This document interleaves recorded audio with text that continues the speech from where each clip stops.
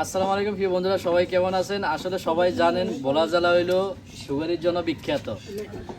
আর এই বিখ্যাতর দেখেন আজকে একেবারে গ্রামের যেই গাছ পাকনা সুগারি, এই যে সুগারি কেউ গনতেছে কেউ বাইসতেছে, এটার যেটা আনন্দ আসলে সবাই উপভোগ করতেছে, দেখতেছেন একেবারে লাল যে সুগারি। এই যে সুগারি যারা পান খায়, বেশিরভাগ যারা পান খায় তাদের পছন্দ এই সুগারি। এই যে দেখতেছেন মানে তাদের গাছের পাকনা একেবারে সুগারি, এই যে তারা গুনতেছে এখন কতটুকু হলো। হ্যাঁ, এই যে দেখতেছেন সবাই, আসলে এগুলা দেখতে যেরকম সুন্দর তো সুগারির জন্য বিখ্যাত। এই যে এখানে ব্যাপক পরিমাণ সুগারি আছে, এখন সুগারির সিজন।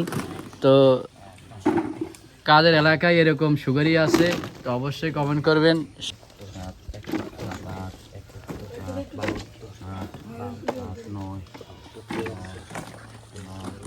সুগারি বাগান আছে নি আপনার? আমার বাগান মানে কত মানে কয় হাজার সুগারি আপনার এই বাগানে? 4,000। মানে সুগারি বাগান করলে কি ভালো? মানে এই যে অনেকে আছে বাগান করে নাই, যে তারা সুগারি বাগান করে, এতে এখন সামনে সুগারি বাগান করলে লাভবান বেশি। এবং সুগারি বাগানে মানে সবসাইতে কি পরিশ্রমটা করতে হয়, মানে কি করতে হবে? মাটি ফেলাইতে হইব, মাটি ফেলাই সুগারি চারা রোপণ করতে হইব, এটা যত্ন করতে হইব, হাঁস ওষুধ দিতে হইব, দিলে এগুলা 2-3-4 বছর এগুলা সুগারি ধরার পরিচর্যা হইব, পরে সুগারি ধরব।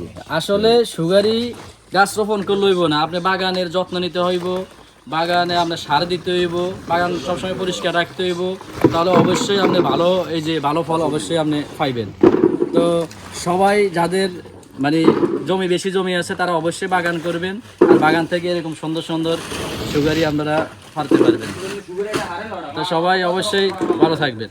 ওকে, আল্লাহ হাফেজ।